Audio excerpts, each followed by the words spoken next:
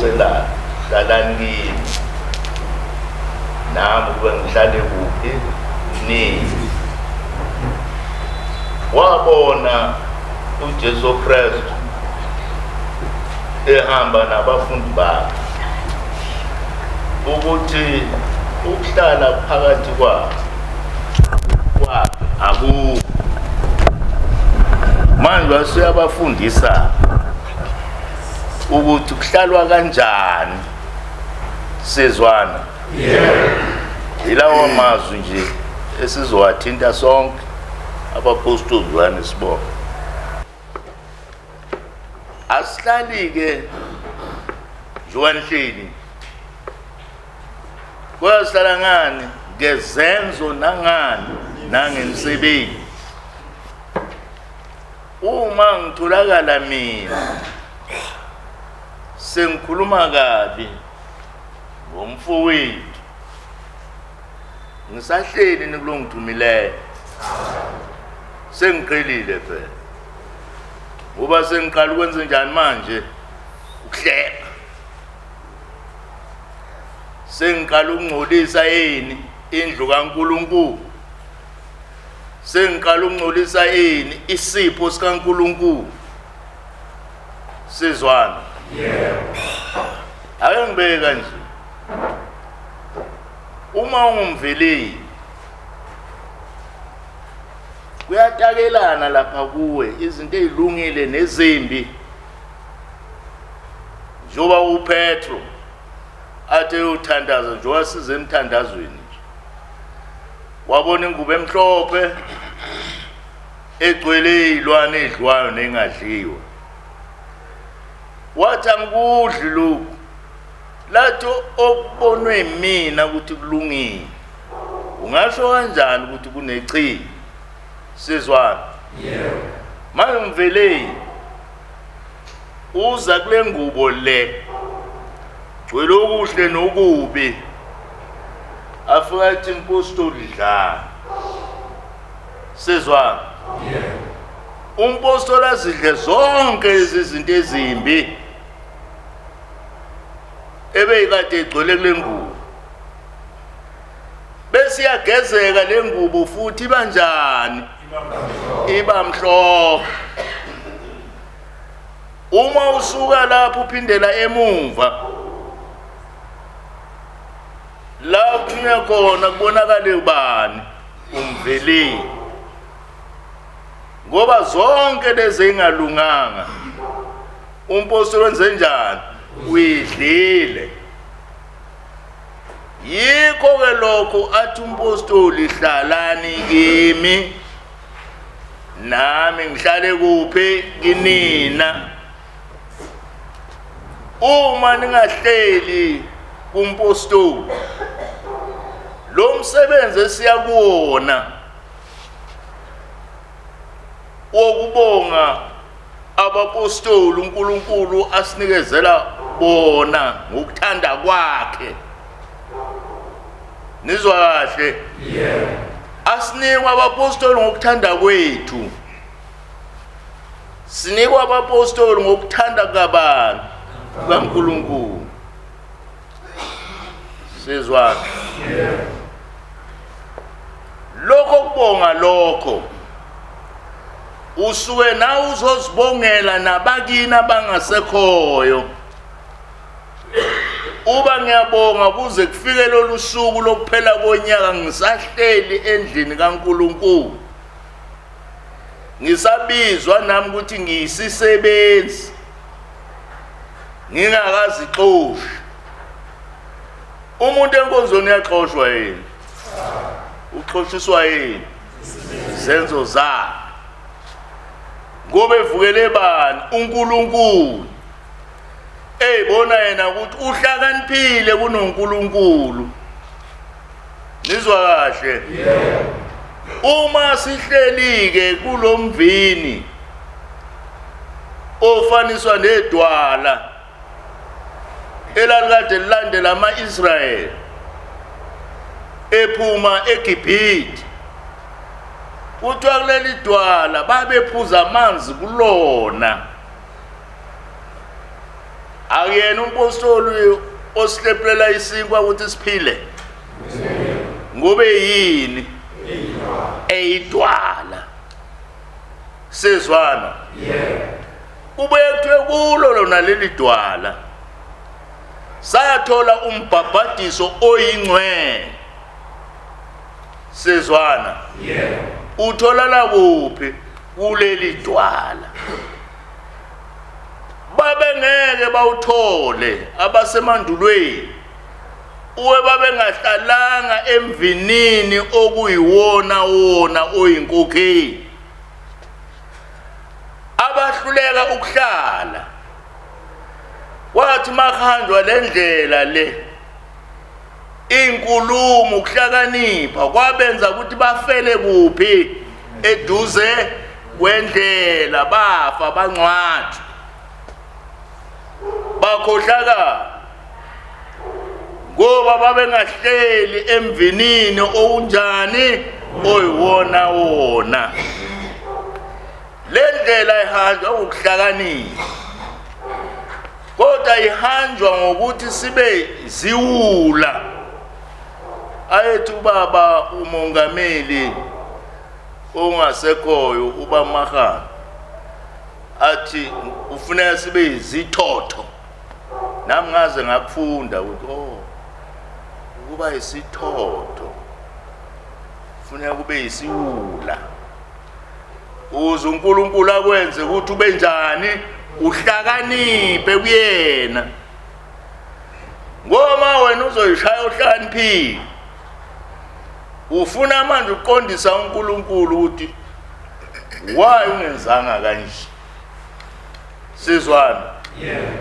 uNkulunkulu ngesimqondisi wafuna aqondise bani thina sizwana angifuni ukuqhubeka kakhulu kodwa engusho ukuthi la size kuphi emthandazweni sonke sizothandaza uba sonke lesizwe singekho la sethembe wena nami sizwana sethembe wena uyazi mabengena emabhasini bayayiculela nje bafuna ukubona iWheatbank ukuthi konje ingakuphi kunjani uyabona abazilutho bona ngoba bangabantwana yingakho wathi ngenina ngavumelana abantwana beze kumina ngoba umbuso wezulu unjani ungwaba njani umntwana unoqobo umntwana unothando nomzala angamshaya manje bona linyembezi la uyabaleka thatha mayibuye umthole sehleli phambi kwanina noma uyisa mbuke ukuthi angabuya ngibhozomele inangishaya athi usuyongishaya vele oba sengiseduze kwakhe abona uthando lomzali amethembe umzali sonke nje wasila lesi sizwe enisikokhelayo sethembe kakhulu ukuthi izwi lenceke liubani liuThixo ngoba lo Thixo ulizwa ekhona ekuqaleni ungakabikho lutho laqoka yini inyama sathi masingena kule nkonzo uba uyacomplaina kuthiwe thatha ini izwi ubone nawe vele uthi angilithatha kodwa nangu umuntu kuthiwa akathathe izwi ayengibekise njengembewu yebhontshisi inezinto uyayiqhephula phakathi uthole lokho kuhlaza okumela kuthiwa yini plum bese uyalithatha locezu olunye uyalihlanyela nalolo lunye uhlanyela kuzomila noma ungalifaka enhlabathini evunde kangakanani ngeke kumile ngoba wenze njani ukhipha inhliziyo sezwana inhliziyo yizwi lesivumelwano eliphakathi kwami nawe umoya oyingcwele ofuna ngaso sonke isikhathi silihloniphe izwi lenkokheli ngoba aliveli kuyena kodwa livela kuNkulunkulu owafaka lesi sipho yabona mawufunda i-handbook uthi mawemukela ithi nizimisele yini ukweluswa ngalolu hlobo yisebenzi zompostoli kusuka kwesincane kuya kwesinganani kwesikhulu. Akekho ongavumanga la ngaphandle mangabe wazalwa kule nkonzo umncane wakhulela kule nkonzo kodwa uyawuzwe makumukela angisho ulapha nje bowemukela namanje usemukela maye lo muntu mayesephula lezivumelwane usuke sahleli yini kulomvino kuyiwona wona. Ngiyabonga. Yo. Ya lebo, udona nge. Akere ka ufela le ya utlwa. Le mswati le na wa utlwa ke. Ya, wa utlwa le mswati.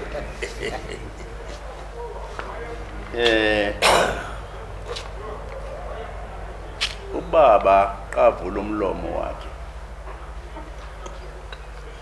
Uthi sizothandaza.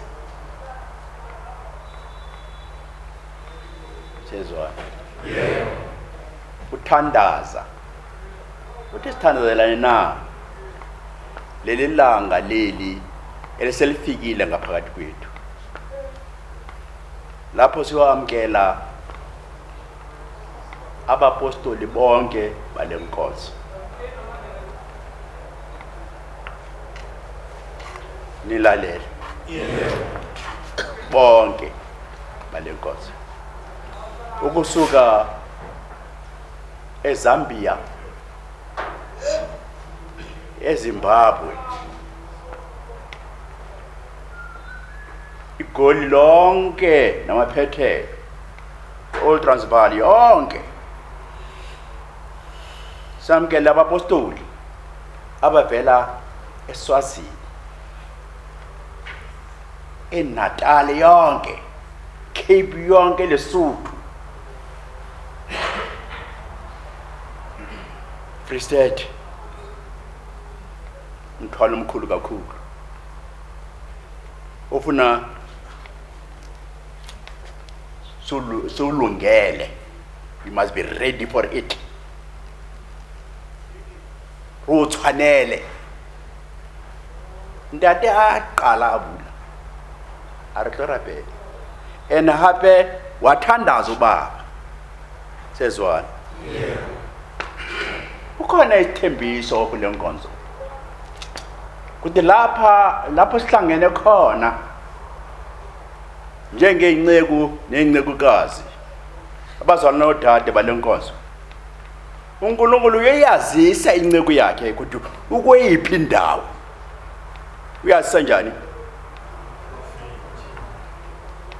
Angathani anibiwa balenkonzo. Sothandaza bakithi, nginabaveleli lapha, nginomamveleli lapha, nama district, nginabazalwana alenkonzo. Ngathi uNkulunkulu walenkonzo athi inceku yami ngizakwazisa ukuthi indawo okuyona injani. Ngibuza kinina baphathi balenkonzo. Uyazisa njani?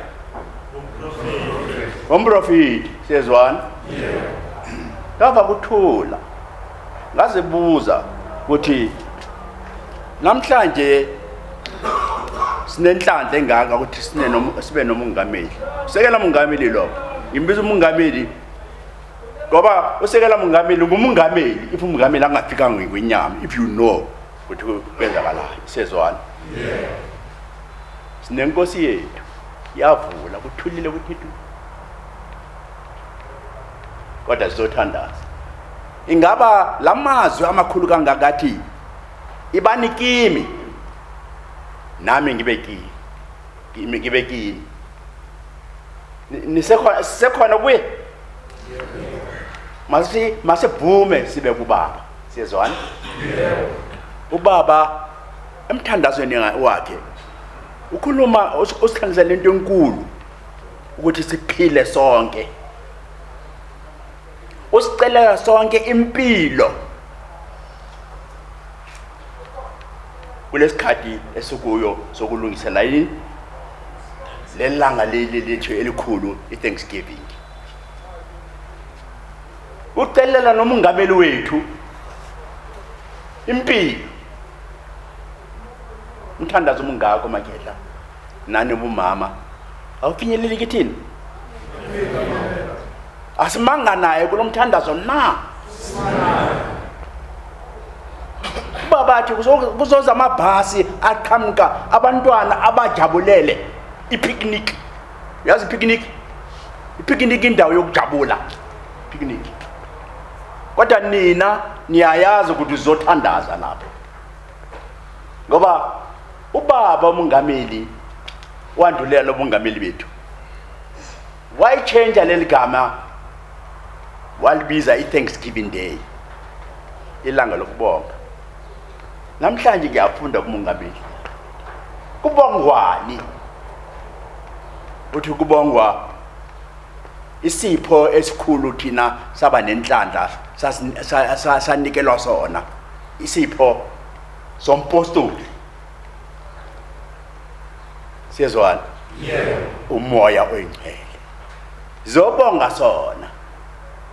That's why kukhona lelaphetha ukuthi ngadliwa ukudla. Kodwa uthando lwabo ukuthanda inkonzo yabo. Ukuthanda abapostoli babo. Sakubonga kakhulu lokho. Singeke singakubongi. Ngoba isenzo lesi ebasenzile ngumthandazo naso. Okwandulela umthandazo omkhulu esiyakuwo weThanksgiving. Esifanele solungele sonke. Sithandazele ukuthi kungabi nama accident. Bakithi ngobana xa sisuka kuNkulunkulu kuvuleke izinto eziningi esihluphayo. That's why ngiyambonga ubaba ukuthi asibizele kulolanga, kuleli langa lizothandaza. Kulamalanga adlulile nibonile kwenzakala izingozi. Ngoba asathandazi. Siyezwana? Yeah. Abantwana bayisilingini le Natal kababuya lapha ephasi ibulala abantu. Kanti kwenzakalani? Kanti amandla kaNkulunkulu akekho la. Ase nina baveleli noma mvele asinina ithemba lelenkonzo na. Uyazi ba Makiti ningikhumbuze emuva noba kwenzakalani kuhlelwe nje ngaphandle ufikela abaveleli bayenze a circle. That circle has a meaning. Kakho bakubeka inceko njengompostoli abaveleli bathi babonisa ukuthi bona bakhusele lenkonzo. Masibuyeleni ekukhuseleni ngaphandle ukuthi siqhumane sibe ichain. Yabona ichain yegolide yenza kuma ring, golden rings, and you will never see ukuthi adibanisa kuphi. Big single rings. Faka la. Wafaka yaba ring. Aqala yakhala. Njenge chain. Yaba namandla njenge chain. Kodwa iring yodwa ayinamandla. Siyezwana kahle? Yafuneka ukuthi ubunye buqale kithina bakithi. Ukhusele bekuthina, umthandazo uqale kithina. Abantwana baya lapha lapha Eastern Cape. Lapho soba inkonzo khona. Xa babuya lapho babuyela emakhaya. Xa bafika lapha eFree State abantwana bayalimala. Ayenzakala enkonzweni yethu lonto. Siyezwana? Yeah. I'm coming to this point. Esifanele sikhumbule kahle. If kuyenzakala ukuthi kuphume omunye wethu afume inyameni kungayaziwa. That's wrong in the first place Magedla. It's wrong. Ngoba thina sikuphi sizekhanyeni. uNkulunkulu wasithembisa wethu ukuthi angeke ukwenzakala nalutho nje lingabonwanga. Libona ngumprofita. Sizwana? Libona ngumprofita. awukho lokho kufanele ukwenziwe enkonzweni umprofita angazange athi embonise ukuthi nikuphi. Labantwana laba abalimele bokufanele ukubonisa lo ningahambi kuqala okanye ningathathi le ndlela ngoba le ndlela erayidanga. Kusenje kunjalo kule nkonzo. Uyabona kwenzakala isikhathi edlulile ngisakhula emuzweni. Ezimayini lapha ngoba mina ngivela ezimayini. Kwafikela ukuthi kuphuma isiprofito ukuthi abazalwane balenkonzo bangaphangeli emayini. The following day abazange baphangele. Imayini yawa yathi roof yabulala abantu. Sizwana kahle? Lento eyenzwa ngwani? Ngoba lapho sikhona uNkulunkulu uyenzani? Uyasikhanyisela. Siyazwana? Manje sihlangane namhlanje ukuthi uNkulunkulu asikhanyisela ukuthi wenzakalani, kuzoyenzakalani kabantwana beza ukuthi kuzokukwazi ukubhala. Kodwa kakungena kuSpeed. Sayenza njani? Ngathi ngisuka lapha ngiyalena emhlabalingane. Ngoshaya ivangeli khona. Kufiyo abantwana bafa malanga almost every Sunday. Niyayazi nina emhlabalingane ukuthi khona abathakathi nezinyanga ngisho. Ngiyasuka lapha noMpostoli Mahani isongumtheleli. Ngasifika lapha eJosini. Nazi inyozi zifika sethe wa kwi-window yethu. Uyayazi ukuthi inyozi kasifike zifika siyaka lento yakhona. Angeke nikahambi kufanele nithola amanzi nenzeni nikline. Sahlala lapha ikline kanti uNkulunkulu uvala ukuthi ingozi nayo phambili. Ithe suka ngena sethi sihamba singahamba isikhathi. Safikela abantu baphelile abantu bakaNkulunkulu kusabalele endleleni. Kanti uNkulunkulu akazange avume ukuthi thina so ngena kule nkosi. Siyazwana kahle? Mawuphile umoya kaNkulunkulu ngaphakathi kwethu ngiyabonga.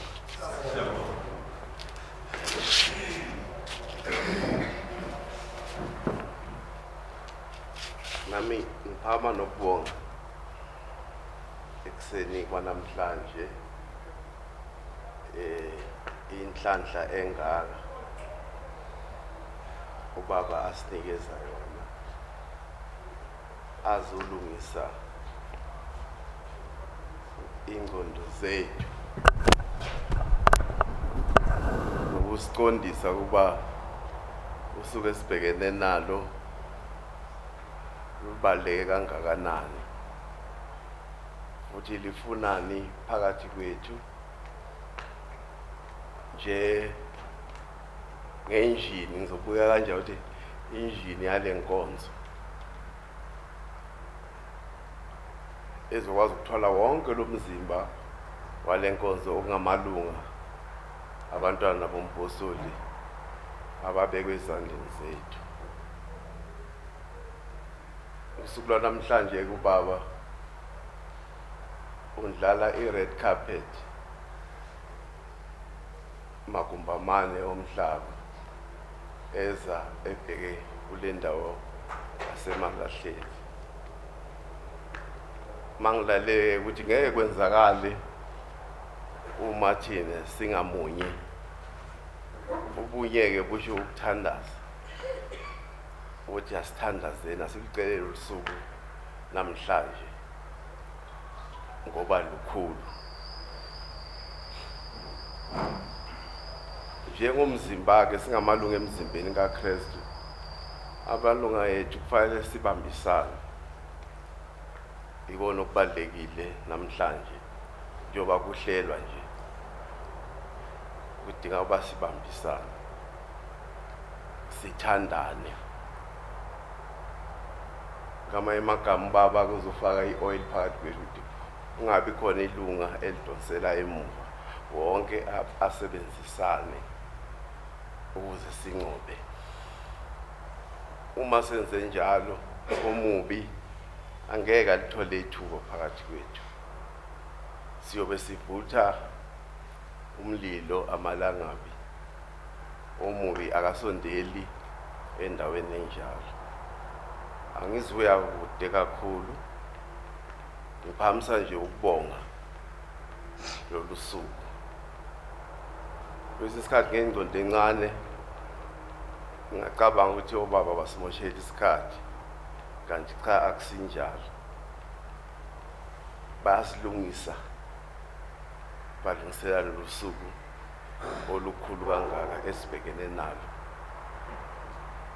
Sebachazile obaba bavala izingozi nako konke okungaphazamisa kulolu suku.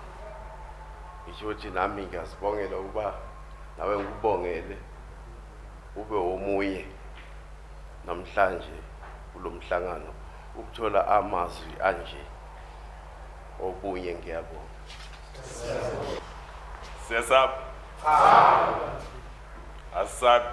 Yebo. Sifanele sisabe. Siyazwana? Yebo. Siyazwana abantwana bakababa? Yebo. Ukuhlakanipha kokuqala ukumesaba ubani? uNkulunkulu. Siyazwana ngithi? Yebo. Mina ngisatsho ngithi Thanksgiving ikhona. Masitsho nathi ngelizwi eliphakeme kakhulu ithi ikhona Thanksgiving. No accidents endleleni. Siyazwana? Siyoba khona sibe nenkonzo enhle emnandi njengoba ingonyama seyikhulumile ukuthi siyoba nenkonzo enjani? Emnandi akithi? Kodwa singasuki lapha. Siyazwana ngithi? La ngiyakhona. Singasuki khona. Ukuthi sibe ne-Thanksgiving enhle singasuki la ngiyakhona. Angithi bafowethu? Nomindleli namevata dandaza. Nomindleli namevata. Ngibonga isikhathi enginikezwa sona ngumngameli kuleli suku lwanamuhla lapha sihlangane ukuzothandaza.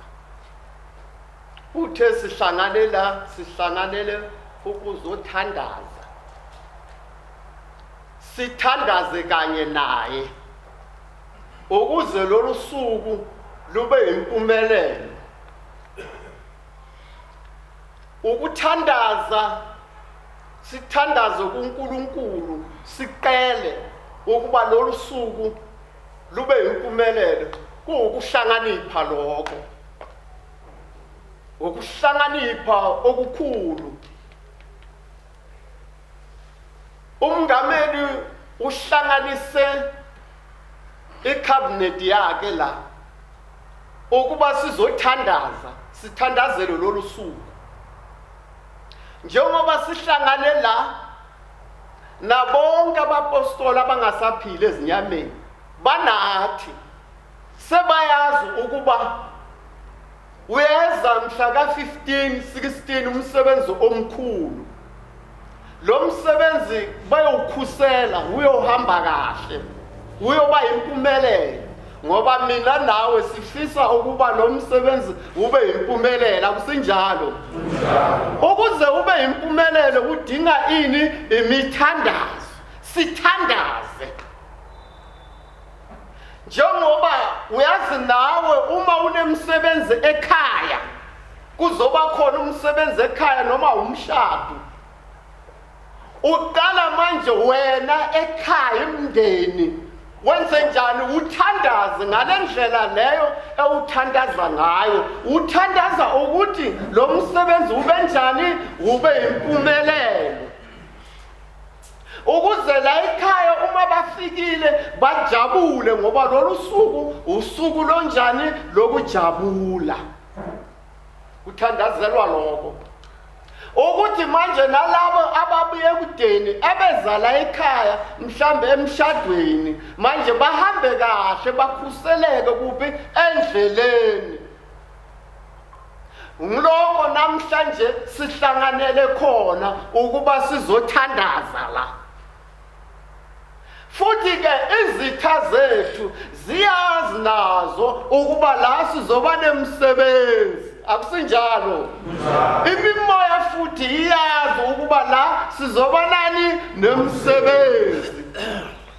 manje izitha-ke nemimoya nayo iyasho ukuthi hayi siyeza hawu sesiyazi ukuthi bayohlangana boqala 14 kuya ku-16 sizawuza nathi la sizomosha yonke lento.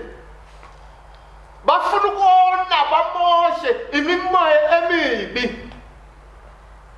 Kanti hayi sesihlangana phelile sesithandaze uqala basaqabanga bona leyo mimoya isaqabanga thina sesithandazile sesikuvalile konke leyo mimoya. Ayisenalo ithuba. Uyabona kufana nani? Kufana uyabona uma manje kukhona ophume enyameni kufanele siyombeka. Siqala manje ukuqala before stophuma simenzela umthandazo siyambeka siyamngenisa ezulwini sisasekuphi sisasekhaya akusinjalo. Senzela manje ukuthi uma sihamba siyale imimoya laba babi bathi hayi sizomthatha bazothi bayalapha sesiyamthatha sifuna ukumenza imikhovu sezwana sesimbeke simthumela kudala sewusezulwini sezwana nayo imimoya iyothi manje ke izala sesivale kudala kusekho indlela sesiqalekisile ayisekho sesibiyile ngani ngefenisi yasezulwini. Akusekho la ingangena khona. Namhlanje sizovala la, sizobiya sezwana. Njengoba sihlangane nje. Akuhlangananga abapostoli bodwa. Sihlangane sonke ukuba sivale. Akukho la ukhona mthombo ukhona umzalwane ukhona ininceku zonke la zenze njani zivalile. Akukho umoya uzongena la. Akukho umoya uzophumelela la. Sithandazela futhi ukuba manje nani la kuzoza abantu abaningi amabhasi amateksi imoto ezincane ziza la zizobonga uNkulunkulu kuloko asenzele khona. Sibonga uNkulunkulu kuloko asenzele khona ukusibekela abapostoli abasiholayo akusinjalo. Hlangane ukuzombonga uNkulunkulu. Manje siyavala ukuthi manje ke amabhasi noma bathi sizobona sizowagiqila hasho wagenula. Akukho ibhasi ayogenuka sezwana. Akukho iteksi ayogenuka endleleni. Akukho imoto encane ayogenuka endleleni. Isizathu yini? Kungoba sesithandazile, kungoba sesivalile. Akukho manje ebuya uphumelela. Kulapha ke uthi manje ke asihlale kuyena. Uma sihlele kuyena manje ke ubaba naye uyobuya ahlale phakathi kwethu. Manje sukucelako uyawusenzela ngoba esesihlele kuyena kusinjalo. Uthi siyophumelela ngoba sesithandazile sihlele kuyena. Akukho manje akuyawuphazamisa. Uyoba umsebenzi omuhle. Amabhasi yoqhamuka ngala eze la manje baqule amaqulu yasezulwini kube injabulo babuyele emuva futhi sebathole ubusiso bahambe futhi bayofika emakhaya ngoba manje ke siwuthandazele lo msebenzi siyezwana. Siwuthandaze uqale before siwuthandazele. Kungakho sila namhlanje sithandazela lo msebenzi ekungu-20 July. La wena ungabona ungathi kusasekudeni la siyakhona. Konje ke sesihlala silungile ngoba manje silungisela manje ukuba manje asifuni nje nasinomoyananyana nje nentwananyana encane nje nentutwana nje encane siyathanyela ngomthanyelo wasezulwini. Mina nawe akusinjalo. Sonke la sisemthandazweni. Sesiyabonga manje ngoba manje ke hayi bekubonakala ungathi hayi khona akukhona kushodako konje uNkulunkulu sewusiphumelelile sezwana. Sesibonile ukuba manje uNkulunkulu kunathi ngempela lo msebenzi uyoba impumelelo. Ngithi manje ke nami nje ngiyathandaza kuloko nje ngikukhuluma ngiyathandaza ngithandazela lolu suku ukuba libe yini libe impumelelo nawe lapha uyathandaza uyaqula uqulela ukuba ke manje ke lolu suku libe yini libe impumelelo manje yiphi indawo kaSathana la ayikho ngiyabonga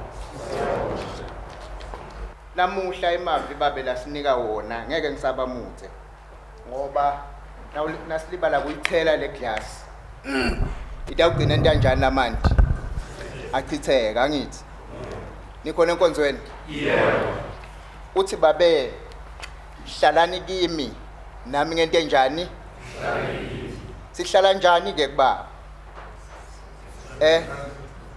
ngemthandazo uthi uhleli kulolo kufanele umthandazo uphinde uthandaze sohleli kuye uyabona nje nyalo ngibabe lo ngaba senkingeni ukuthi kufanele athandaze ulaceleni kodwa siyamtshela thina babe sicela na babe yena kuphumelelisa njengalo kuba prophet bebakufakaza la akunjalo sithi nje thine intando yakho baba mayente njani mayente ningilalele kahle uma sithe intando yababe mayenteke siyakhona kuhlala kuye ningilalele kahle uma kwenteka yababe intando sihlale kuba ngiphike intando yababe nyalo ke lokusihlangene ithi inkonzo yakhe uyehlukanise ngetikhemele etimbili inland necoastal akunjalo uma uthi wena yehlukaniswe lene nkonzo awukahlali kuba ningilalele kahle chotha kwenta injani kubabe awukahlali kuba uthe babe uma lenkonzo kuze ukuthi iphumelele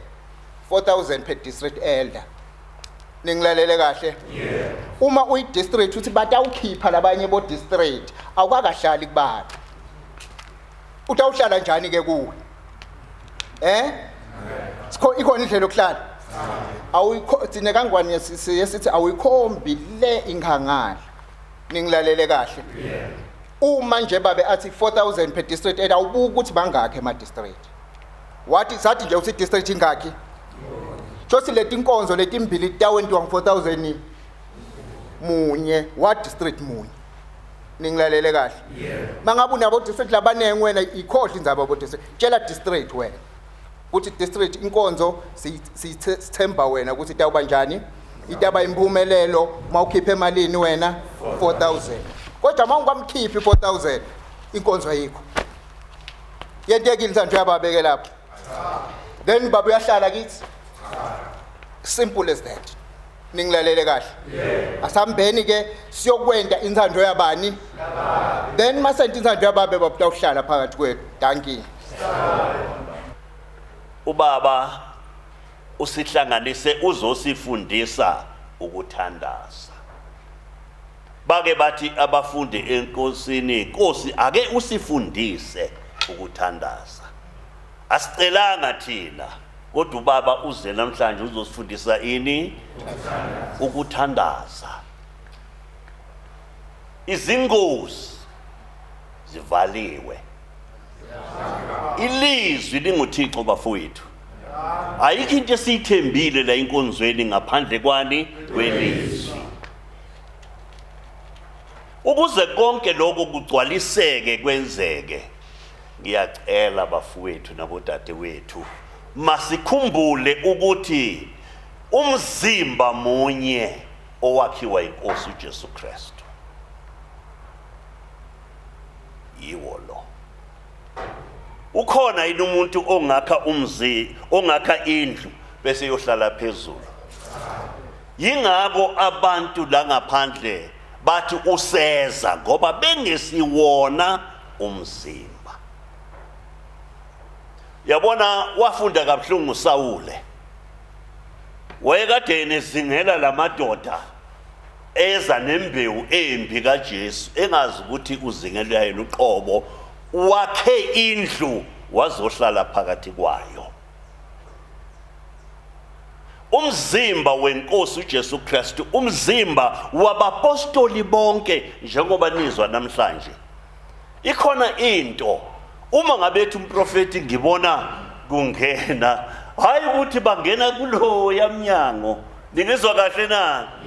Bangena ngaphakathi kwalendlu abayakha ukuthi bona bazophila ngaphakathi kwayo. Ngiyacela ke bafowethu, ubaba usekhulume okuningi. Hlala kimi nami. Nansi ke into, uma ngabe sonke siyogqoka ezimhlophe, kuphi inkinga ilapho.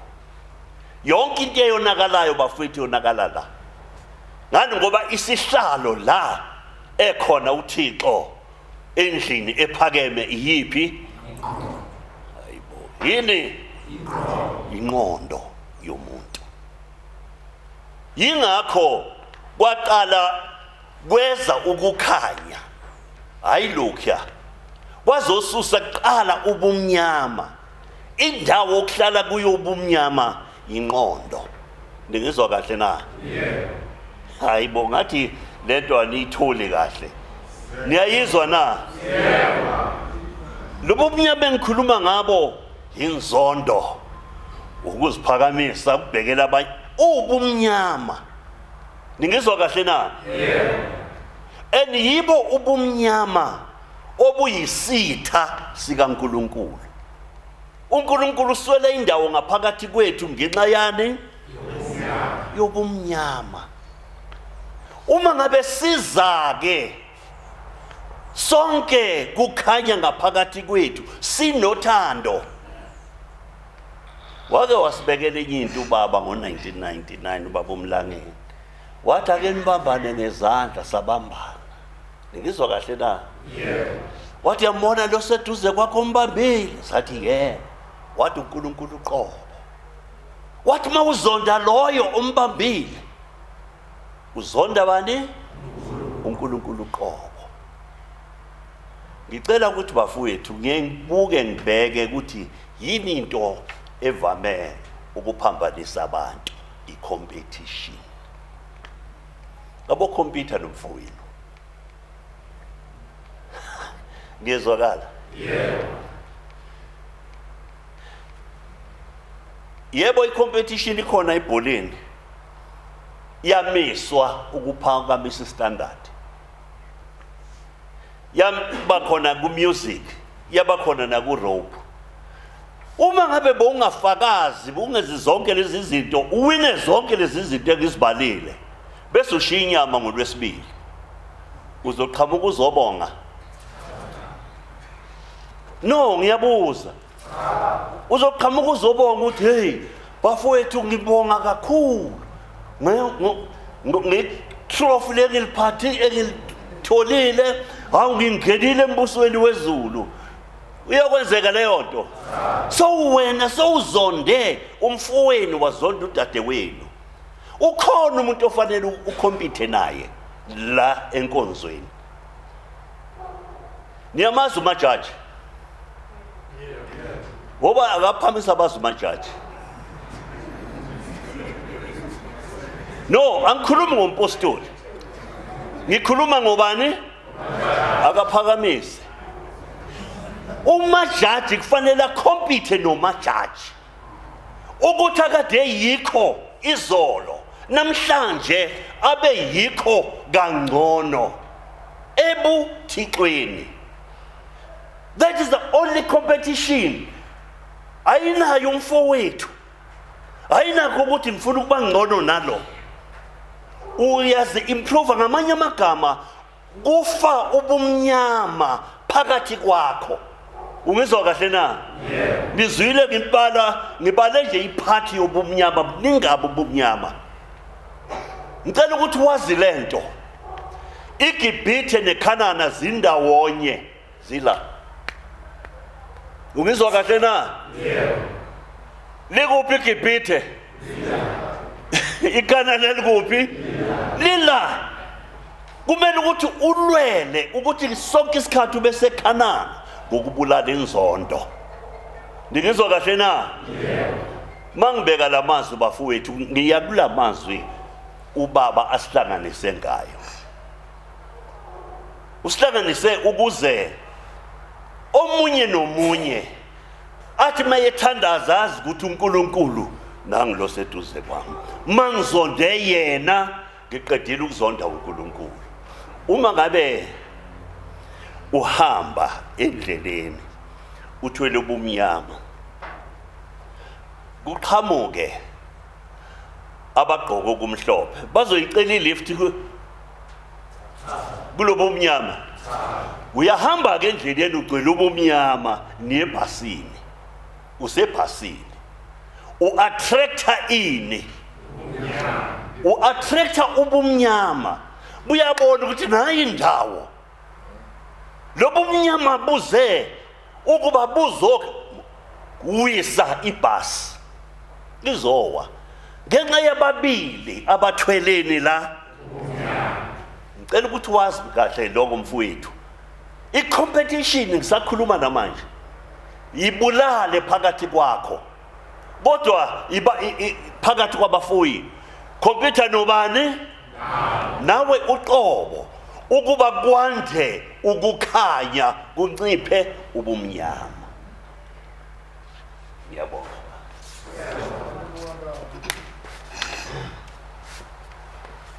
Namhlanje sisenkonzweni ngempela sesizwana ikhona into engihluphayo ngiza la endleleni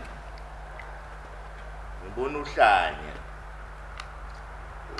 upilo baba tengishayele usakhumbula ngithi uhlanya lihlanyele emgwaqweni, uhlanya lihlanyele edrobheni kunesizathu, kunabantu sizwana abaphilayo abangahle balahle nani nokudla ukuthi ligcine lenze njani phandile emgqonyeni lihle sizwana lihlanyele emgwaqweni ngoba emgwaqweni ukuhamba yini abantu nemoto bangahle belahle okuthile bese lenze njani liyadla sizwana la enkonzweni kunabantu esingathi bayaphila nti bayagula bafuna attention yethu sizwana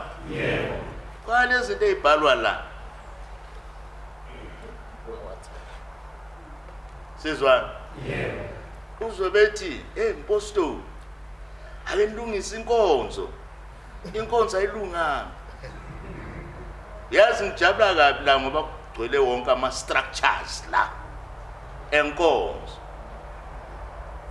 Funeka asuke umpostoli aye kuloya mzalwane omlungisi, asuke umpostoli aye kuloya mama omlungisi, angithi khona inkokheli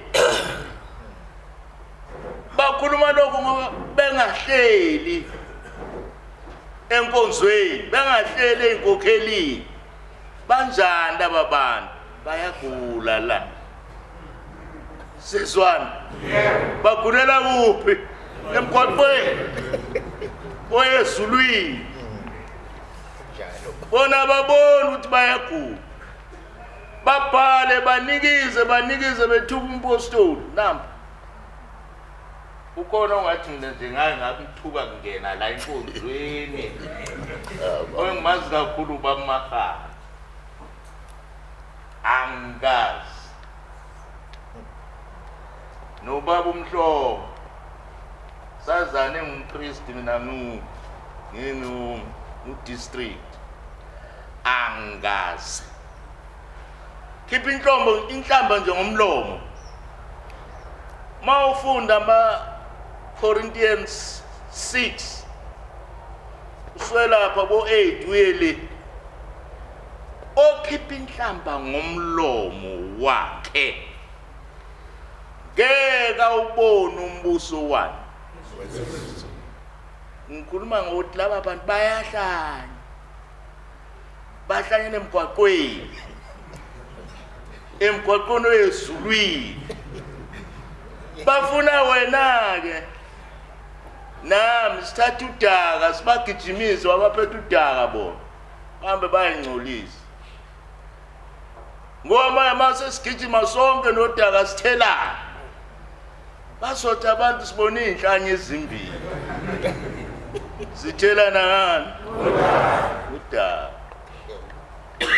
Ngisho ukuthi bonke laba abasebenzisa ma social network bethuka bakhuzeni sizwana ngoba khombisa ukuthi thina sesifile. Uyazi umuntu umpostoli ngakwenze njani? Ngababona mina bethu umpostoli phambi kwami nangise standard hall uyazi bamoto bethu kuba umpostoli uphakathi bamkhafulela ngamathe bathi peace awusibeki ufuna ukuthi udle wedwa inhliziyo yakhe likhuni.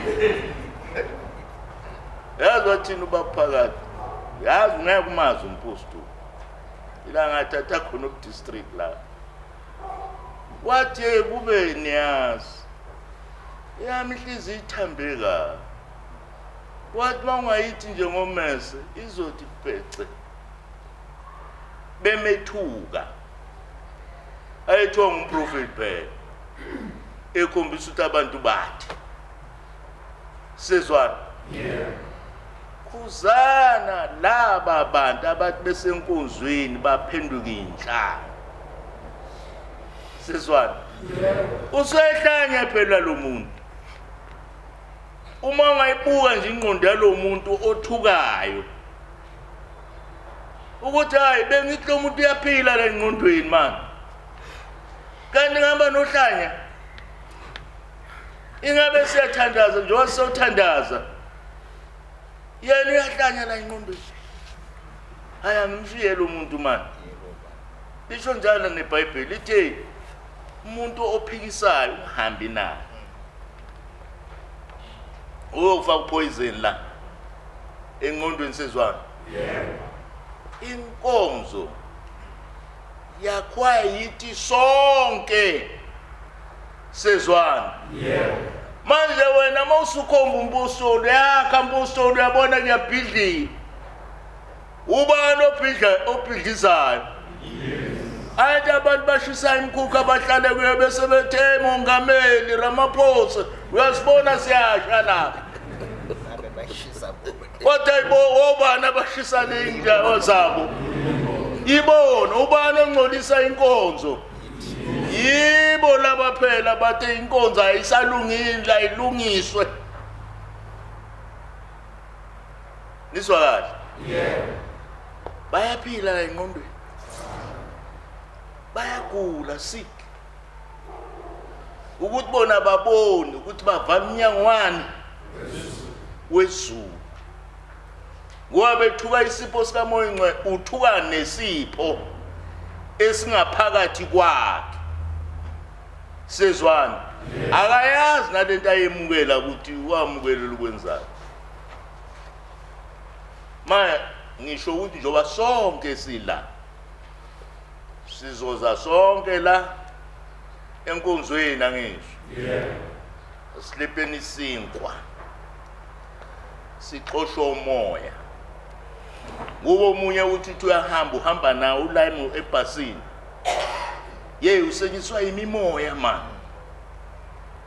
uma yekhona nje akuphathayo ngesandla kwenze njani uyafa